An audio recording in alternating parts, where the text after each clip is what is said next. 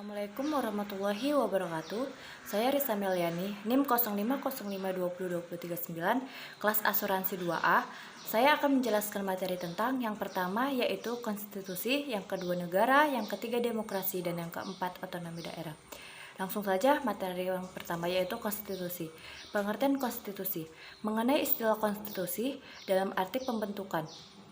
Berasal dari bahasa Prancis yaitu constituer, yang berarti membentuk. Yang dimaksud dengan membentuk di sini adalah membentuk suatu negara. Menurut Soe Mantri, istilah konstitusi berasal dari perkataan constitution yang dalam bahasa Indonesia kita jumpai dengan istilah hukum yang lain atau hukum dasar.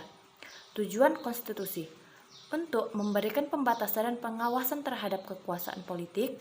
Yang kedua, untuk membebaskan kekuasaan dari kontrol mutlak para penguasa serta menetapkan batas-batas kekuasaan bagi penguasa.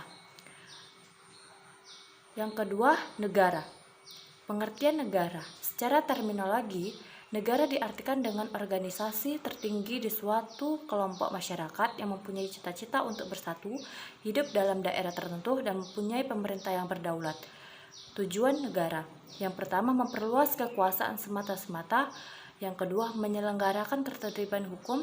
Yang ketiga, mencapai kesejahteraan umum. Fungsi negara. Yang pertama, fungsi keamanan dan ketertiban. Kedua, fungsi kesejahteraan dan kemakmuran. Ketiga, fungsi pertahanan. Keempat, fungsi keadilan.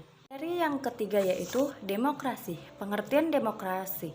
Kata demokrasi yang berasal dari bahasa Latin demos dan kratin atau kratos dan dalam bahasa Inggris menjadi demokrasi. Menurut Abraham Lincoln, demokrasi adalah suatu pemerintahan dari rakyat oleh rakyat untuk rakyat.